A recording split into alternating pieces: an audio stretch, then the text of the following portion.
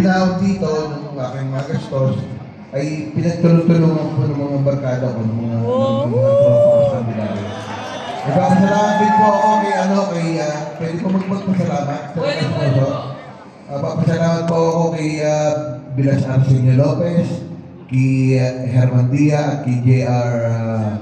Raimundo. Sila po nag-provide ng aking accommodation. At especially po, sa aking kapatid na nagpadala po ng aking accommodation sa Grayson Hotel. Yun po. At saka, napakalaking experience. Hindi ko po inaasahan na ako iaabot sa ganito. Ang mindset ko lang ay makapaglaro at makakita ng mga bagong kaibigan, makakita ng mga bagong kakilala. At hindi ko po, ngayon lang po ako napasali dito. Napakaganda po ng accommodation ng game zone. Lahat po ng staff, napaka-accommodating po.